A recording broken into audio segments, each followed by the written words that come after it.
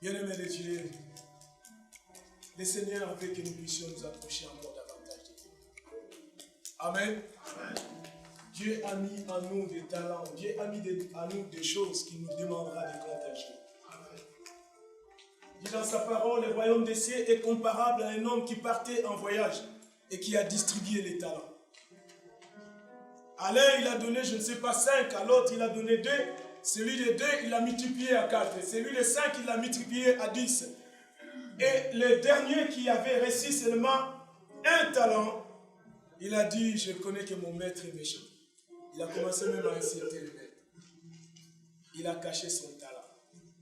Peut-être qu'il avait une bonne idée, je ne vais pas faire le même épée que j'ai. Mais Dieu n'était pas d'accord avec nous. Alléluia. Il y a des choses que nous croyons que Dieu est d'accord avec nous, mais il n'est pas d'accord avec nous. Amen. Alléluia. Amen. Tu prends une position, tu dis que moi je vais me comporter comme ça, et tu crois que Dieu est d'accord avec toi. Mais Dieu n'est pas d'accord avec toi. Alléluia. Alléluia. Amen. Et si Dieu n'est pas d'accord avec toi, il te le fera savoir. Amen. Et pour que tu puisses comprendre que Dieu n'est pas d'accord avec toi, il faut que tu sois éveillé. Amen. Alléluia. Amen. La Bible dit, heureux le peuple qui connaît les sons de la trompette. Car ce peuple marchera toujours dans la lumière de ta face. Amen. De la face de l'Éternel. Il ne s'écartera ni à gauche ni à droite parce que Dieu éclaire leur chemin. Amen. Parce qu'ils sont attentifs à la voix de l'Éternel. Alléluia. Amen. L'Église, réveillons-nous. La Bible dit, rachetons les temps car les jours sont mauvais. Amen. Lisons 2 Pierre chapitre 1er, le premier verset jusqu'au 11e verset. Et après nous allons lire Luc chapitre 8, le 28e verset jusqu'au 30e verset. Est-ce que nous avons trouvé le deuxième épître de Pierre? Si nous avons trouvé, nous allons lire ensemble. Amen. Lisons ensemble. Go. Mon Père, serviteur, apôtre de Jésus-Christ, à ceux qui ont reçu en partage une foi du même Christ et le nom, par la justice de notre Dieu et de son Sauveur Jésus-Christ. Que la grâce et la paix vous soient multipliées par la reconnaissance de Dieu et de Jésus notre Seigneur. Comme sa divine puissance nous a donné tout ce qui contribue à la vie et à la vérité, au moyen de la connaissance de celui qui nous a appelés par sa propre gloire et par sa vertu. C'est pourquoi, frères, appliquez-vous autant, vous a affermi votre vocation et votre élection, car en faisant cela, vous ne débaucherez jamais. C'est ainsi, en effet, que l'entrée dans le royaume éternel de notre Seigneur et Sauveur Jésus-Christ. Quelque chose de très très important. Dans le verset 10, c'est pourquoi, frères, appliquez-vous d'autant plus à affermir votre vocation et votre élection, car en faisant cela, vous ne broncherez jamais. Amen. Amen. Nous lisons Luc chapitre 28 et 18 plutôt, les versets 28 au verset 30.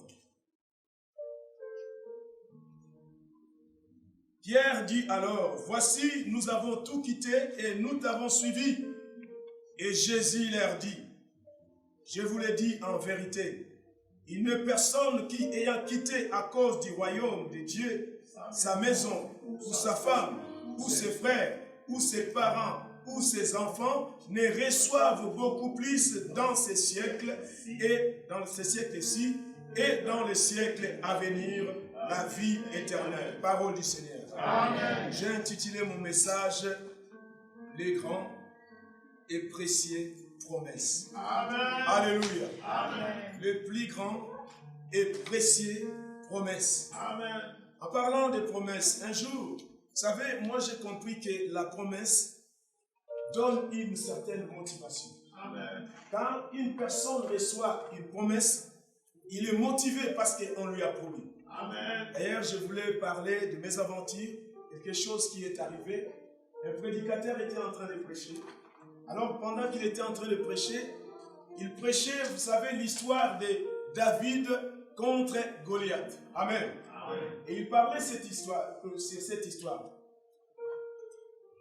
Alors, cet homme, il a dit que David, quand il est parti visiter ses frères, il a trouvé que les combats étaient là. Les combats n'étaient pas encore engagés. Il y avait les défis qui étaient là. Goliath, un grand homme puissant, qui se levait à chaque fois et qui proférait des insultes contre Israël et contre le Dieu d'Israël. Amen. Et quand il sortait, le peuple s'enfuyait devant, ou les soldats s'enfuyaient devant Goliath. Personne ne pouvait le tenir tête. Amen. Et il y avait un jeune homme, ce jeune homme que nous aimons beaucoup. Moi, personnellement, j'aime beaucoup David. Amen. Alléluia. Je crois que tu l'aimes aussi. Et quand nous lisons les Écritures qu'il nous a laissées, nous sommes dans la joie. Et nous considérons que c'est vraiment un homme selon le cœur de Dieu. Amen. On était en discussion un jour avec un bien-aimé. Le bien-aimé dira, mais je ne comprends pas comment est-ce que Dieu pouvait traiter David de l'homme selon mon cœur, alors que David, il a fait des bêtises aussi. Amen. Et Saül aussi a fait des bêtises, mais Dieu a préféré David par rapport à Saül. Amen. Nous ne savons pas, on essaie un peu d'expliquer quelles sont les raisons. Moi, personnellement, je considère que David savait chercher Dieu. Amen. Amen. Quand il sentait qu'il était en tort, il ne se cachait pas, il ne tournait pas autour du pot, et il savait que les seuls à qui je peux trouver la délivrance, c'est le Seigneur. Amen. S'enfuir loin de sa face ne serait rien. Amen. Au contraire, il faut que je puisse l'associer dans mes affaires. Amen. Voilà la chose que lui faisait. Mais ça peut être multiples explications aussi. Mais cet homme, pour revenir dans notre histoire, quand il est venu, et le prédicateur était en train de dire que, vous savez, ce qui avait donné la force ou la motivation à David, c'était parce qu'il s'est présenté, mais il a entendu l'incirconcis. Quelqu'un qui n'avait pas un Dieu, ou quelqu'un qui avait un Dieu, mais que son Dieu ne pouvait rien faire par rapport au Dieu d'Israël. Et il était étonné que le peuple avait peur de cet homme. Il était choqué. Il a dit, moi j'ai toujours entendu que nous avons un grand Dieu. Amen. Et ce Dieu-là, à chaque fois qu'il était avec nous, le peuple qui était aux alentours de nous tremblait. Amen. Il disait que non, leur Dieu est tellement fort. Amen. Alléluia. Leur Dieu est tellement puissant. Un jour même, les Philistins, ils ont eu l'erreur de prendre l'arche de l'Alliance qui représentait la présence de Dieu. Ils l'ont amené chez eux, ils l'ont mis dans les temples où il était Dagon. Leur Dieu. Mais quand ils sont venus, la première fois, ils ont trouvé Dagon dans un problème. Ils l'ont relevé. Ils sont venus, la deuxième fois, ils l'ont trouvé encore dans le problème. Ils l'ont relevé. Mais ils ne comprenaient pas que Dieu, qui est le Dieu Tout-Puissant, le Créateur de la terre et des cieux, il était là. Alléluia. Parce que l'arche de l'Éternel représentait la présence même de Dieu. Amen. Amen. Dieu, si tu veux le faire entrer dans ta vie et que ta vie n'est pas conforme, tu peux être détruit. Alléluia. Amen. Alléluia. Amen. Alléluia. Amen. Alors pourquoi la Bible l'appelle aussi le fait dévorant? Alléluia. Amen. Il est vivant. Il est vivant. Alors David était étonné de voir que le peuple d'Israël s'enfuyait devant ces incirconcis qui se levaient. Il a dit, mais non, ce n'est pas le Dieu que moi je connais. Ce n'est pas le Dieu que moi je connais. Mon Dieu à moi, il m'a donné même la force de battre l'ours et de battre un lion. Alléluia. Amen. Alléluia. Amen. Alors si j'ai été capable de battre l'ours et de battre le lion, alors je suis aussi capable de battre cet incirconcis. Alléluia. Amen. Mais cet homme me disait, David était révolté. Vous savez ce qui avait motivé David pour aller combattre Goliath, c'était cette chose qu'il ne pouvait pas accepter, qu'un incirconcis puisse insulter le royaume de Dieu. Amen. Ou l'armée de l'Éternel. Mais par contre, il y a aussi un point. David a posé la question, qu'est-ce qu'on a dit pour la personne qui va battre ces Philistins? Alléluia. Amen. On a dit, le roi a dit que sa famille sera affranchie et il pourra se marier aussi avec la fille du roi. Et cet homme a dit, non, moi je pense que ce qui a plus motivé David, c'était le fait qu'on lui a promis le mariage avec la fille du roi. Amen. Et l'affranchissement de sa famille. Alléluia. Amen. Et il y avait une grande discussion. Vous savez, la Bible dit, nous connaissons en partie et nous prophétisons en partie. Moi, je dirais que ça pouvait être une réelle raison aussi. Mais je me pencherai plutôt plus sur le fait que David n'avait pas accepté que le Dieu puissant d'Israël soit insulté. Amen. Amen. Alléluia. Amen. Alléluia. Amen. Il est vivant. Alléluia. Amen. Nous portons un grand Dieu dans nos cœurs. Alléluia. Amen. Et nous avons des promesses. Nous avons des promesses. Des promesses non seulement pour la vie éternelle, mais nous avons des promesses aussi pour les siècles-ci. Alléluia. Amen. Alléluia. Amen. Alléluia. Amen. Le verset que nous avons lu de Luc. J'ai choisi Luc parce que Luc l'a bien déterminé. Matthieu a dit, il a donné une partie, il a dit même que nous aurons ce privilège de nous asseoir dans le trône ou sur le trône et c'est nous qui jugerons les nations. Amen. Là, c'est lui qui l'a dit. Alléluia. Alléluia. Amen. Alléluia. Amen. Mais dans Luc, il était question de ce jeune homme qui était venu voir Jésus en disant, Maître, que dois-je faire? Je ne sais pas s'il était orgueilleux, si réellement il les avait observés. Mais Jésus, la Bible dit que Jésus l'aima. Alléluia. Jésus l'avait aimé pourquoi? Peut-être que cet homme, effectivement, pratiquait la loi, suivait la loi. Parce que la Bible nous dit que Jésus l'aima. Amen. Et il a dit, cependant, il te manque quelque chose. Amen. Tu es presque arrivé. Mais il te manque quelque chose. Il a dit à cet homme, va, vends tous tes biens et donne cet argent aux pauvres. Quoi? Alléluia. Amen. Alléluia. Amen. Et il y a les serviteurs de Dieu qui ont dit que ce jeune homme, je pense que comme il était jeune, forcément il n'a pas pu acquérir ses richesses par lui-même. Certainement c'était l'héritage qu'il avait reçu de ses parents. Mais moi je n'en sais rien. Alléluia. Amen. Alléluia. Amen. Ce que je sais que cet homme était riche. Aujourd'hui, on ne s'étonne plus de voir des jeunes devenir riches. Parce qu'ils créent leur société et après ça commence à avancer tout petit, tout petit. Regardons comme des gens comme les comment ça s'appelle déjà? Zuckerberg ou quelque chose comme ça. Les créateurs de Facebook. Depuis qu'il a créé cela, il est pesé de millions. Sinon de milliards peut-être, je ne sais pas. Des milliards. Mark Zuckerberg. Alléluia. Amen. Mais pourtant c'est un jeune. Mais on nous dit que le créateur de KFC, il est devenu riche seulement dans sa vieillesse. Il n'a pas profité beaucoup. Amen. Voilà. Voilà pourquoi on le représente avec un vieux, avec les cheveux blancs et la barbe. Comme quoi, il faut toujours continuer à espérer. Ne lâchez jamais l'affaire. Alléluia. Amen. Tant que Dieu n'a pas fini avec toi, l'espoir est encore là. Alléluia. Amen. Il est vivant. Il est vivant. Il est vivant. Bref, les promesses motivent la personne. Et ce jeune homme a dit, quand Jésus lui a dit que vends tes biens, ce jeune homme a tourné. Il a repris ses chemins. Il est parti. Et tout triste, parce que Jésus lui a dit, vends tes biens. Mais pourtant, lui, il cherchait le royaume. Pour lui, peut-être que le royaume, c'était le plus important. Alléluia. Comme toi et moi, nous cherchons le royaume. Alléluia. Alléluia. Amen. Parce que nous considérons que le royaume est très, très important.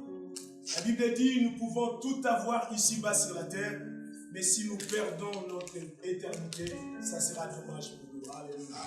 Parce que notre raison de vie, ce n'est pas seulement d'accaparer des richesses ici-bas sur la terre, mais de penser à investir dans les cieux. Alléluia. Amen. Alléluia. Amen. Il est vivant. Il est ressuscité. Et Pierre, pendant que ce jeune homme était parti, comme les Israélites considéraient que quelqu'un qui était riche, il était forcément un béni de Dieu. Et parce qu'il était béni de Dieu, donc pour lui, le royaume était à la portée.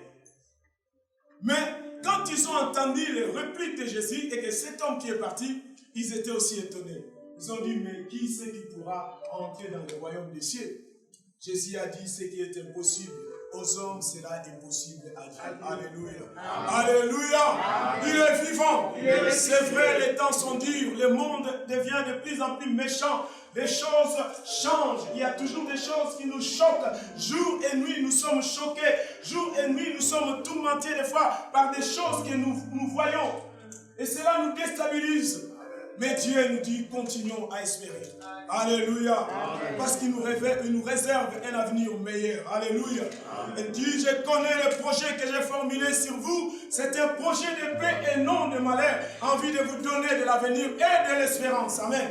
Amen. Dieu nous aime. Alléluia. Amen. Alléluia. Amen. Et il nous a choisis parmi la multitude. Des fois, quand tu marches dans la rue, tu vois quelqu'un qui se comporte de façon qui ne plaît pas à Dieu. Tu regardes, tu dis, mais cet homme, s'il meurt aujourd'hui, il ira en enfer. Cela t'attriste. Alléluia. Amen. Un jour, j'étais en train de partager avec un frère. Et le frère m'a dit, c'est vrai, moi, des fois, je suis attristé. Quand je vois que les gens, ils sont sortis d'une boîte de nuit. Et alors qu'ils étaient en chemin, ils ont eu un accident et ils sont morts tous. Alors je me demande où sont passés ces gens. Et c'est là m'attriste. Alléluia. Des fois, il y a des situations comme ça qui nous attristent. Pourquoi, Seigneur? Pourquoi cette personne n'a pas trouvé grâce que j'ai trouvée? Mais Dieu fait grâce à qui il fait grâce. Et miséricorde à qui il fait miséricorde. Tu as reçu la grâce de Dieu. La miséricorde de Dieu est sur toi. Mais il y a des choses qui sont très très importantes par rapport au privilège que nous avons reçu de la part du Seigneur. Amen. Amen. Alléluia. Amen. Dieu a dit, oui Seigneur, nous avons tout quitté et nous t'avons suivi. Qu'est-ce que nous allons recevoir? Jésus a dit, oui, il n'y a personne. Je dis bien, il n'y a personne. Pierre dit alors, voici, nous avons tout quitté et nous t'avons suivi. Et Jésus leur dit, je vous le dis en vérité, il n'est personne qui, ayant quitté à cause du royaume de Dieu, sa maison, sa femme, ses frères, ses parents ou ses enfants, ne reçoivent beaucoup plus dans ces siècles-ci. Alléluia. D'abord, dans ces siècles-ci, Dieu ne nous promet pas seulement à l'avenir, mais il nous promet aussi dans ces siècles-ci. Alléluia. Et dans ces siècles-ci, Dieu fait que tu puisses jouir le bonheur d'un enfant de Dieu. Alléluia. Alléluia. Amen. Dieu veut que tu puisses être en bonne santé. Dieu veut que tu prospères à tous égards et que tu sois en bonne santé comme prospère l'état de ton âme. Alléluia. Amen. Alléluia. Amen. Voilà la promesse de Dieu. La promesse de Dieu, il dit, vous servirez l'Éternel, il vous bénira. Il bénira vos os, il bénira votre pain et il éloignera la maladie du devant de vous. Alléluia. Amen. Alléluia. Amen. Ça, ce sont des grandes promesses qui doivent nous motiver, qui doivent nous motiver dans le service de l'Éternel. Alléluia. Amen. Mais ce qui est dommage, des fois, les gens oublient. Mais ils savent que c'est un secret. Alléluia. Mais c'est un secret. Amen. Mais qui nous est livré au grand jour. Vous servirez l'Éternel et il bénira vos os. Il bénira votre pain. Il éloignera la maladie du devant de vous. Mais pourquoi est-ce que nous ne servons pas Dieu? Alléluia. Amen. Il est vivant. Il est ressuscité. Il est vivant. Il est ressuscité. Servir Dieu est un grand privilège. Chercher Dieu est un grand privilège. Quand je parle de servir Dieu, je ne vais pas dire seulement venir prêcher ici. Je ne vais pas dire simplement venir chanter. Je ne vais pas dire simplement venir faire quoi que ce soit à l'église. Mais venir rien qu'à l'église pour célébrer Dieu, c'est servir Dieu. Alléluia. Amen. Alléluia. Amen. Alléluia. Amen.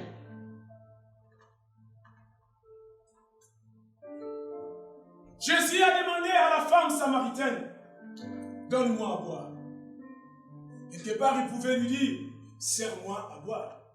Alléluia. Et parce que la femme samaritaine ne connaissait pas la personne qui était devant lui ou devant elle, cette femme a dit, mais et commence à raconter des histoires.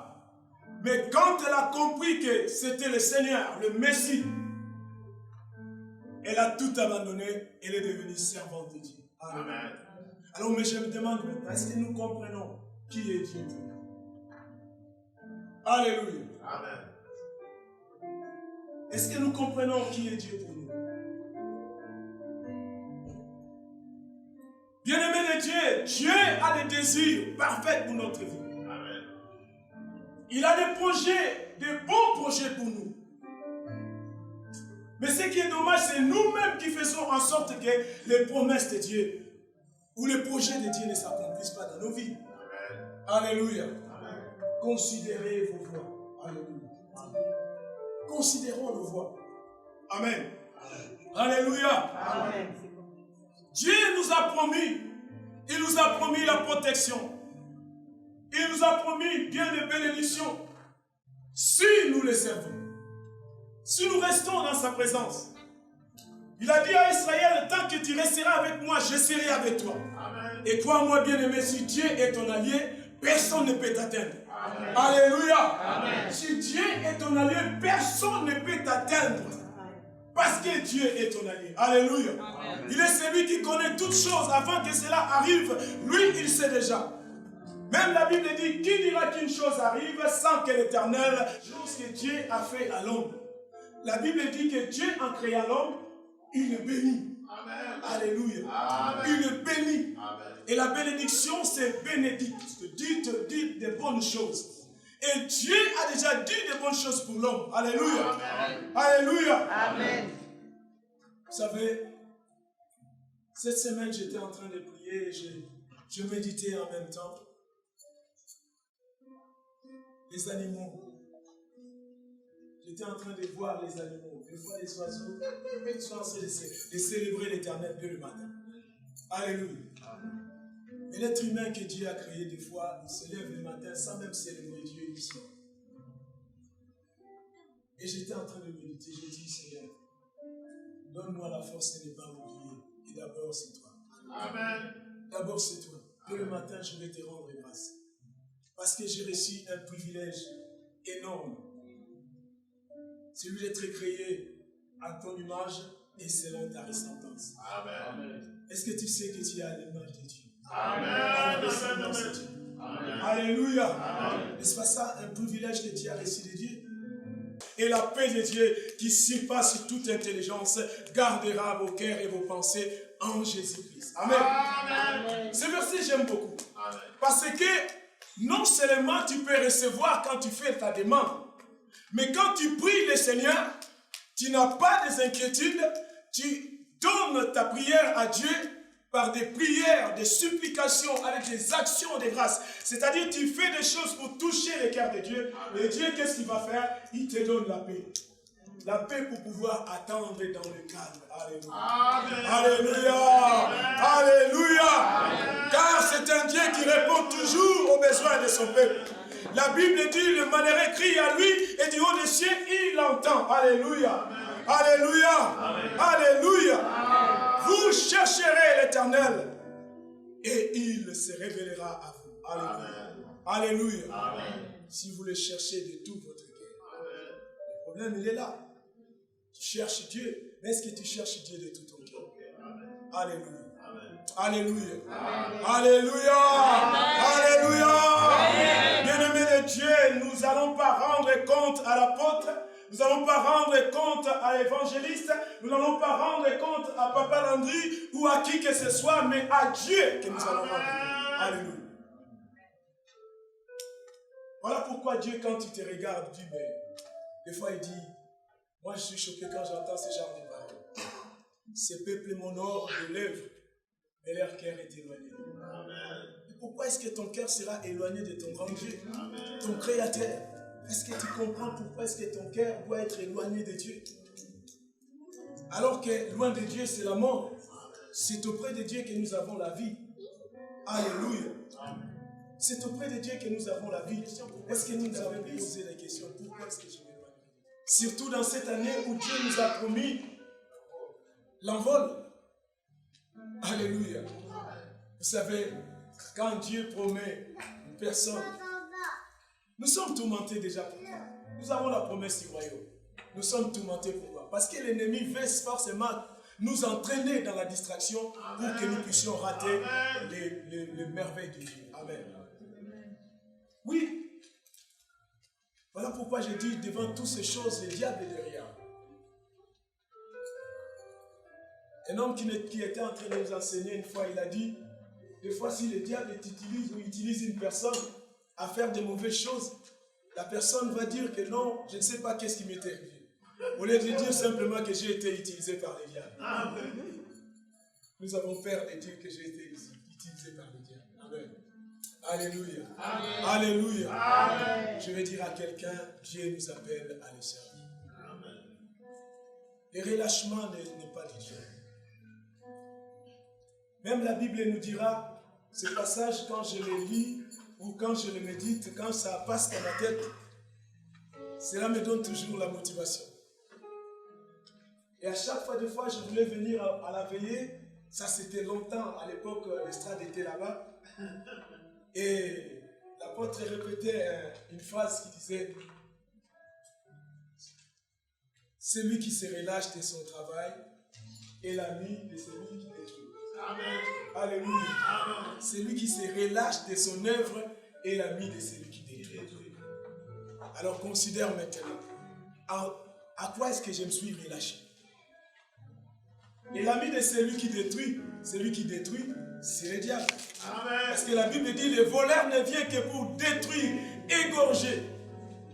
Mais le Fils de l'homme était venu pour que nous ayons la vie. Et que nous puissions l'avoir en abondance. Alléluia. La Bible dit que nos paroles soient toujours accompagnées de grâce et assaisonnées du sel. Amen. Amen. Que dans vos paroles, on entende la grâce. Amen. Et le sel, c'est ce qui donne la saveur. Amen. Donc, qu'il sorte de vos paroles, de votre bouche, des paroles qui encouragent, qui font du bien aux gens. Et ce n'est pas des paroles. Et j'étais choqué, j'ai dit, mais pourquoi est-ce que je vais sortir des paroles qui vont casser une personne ou le mettre dans des situations pas bien? Et j'étais triste. J'ai dit, Seigneur, viens au secours de mes faiblesses. Amen. J'ai prié Dieu pour que je ne puisse pas sortir les paroles qui vont blesser les gens. Amen. Nous ne sommes pas là pour blesser les gens, mais nous sommes là pour sortir les paroles qui sont accompagnées de grâce et assaisonnées du sel. Alléluia. Alléluia. Amen. Un enfant de Dieu, c'est comme ça qu'il doit être. Alors si toi, tu sors toujours des paroles blessantes plutôt, essaie de réfléchir. Demande à Dieu de te venir en aide. Alléluia. Alléluia. Amen. Alléluia. Amen. Je voulais m'arrêter seulement là et je dis, j'espère que tu as été béni. Que le Seigneur puisse bénir sa parole au nom de Jésus. Amen.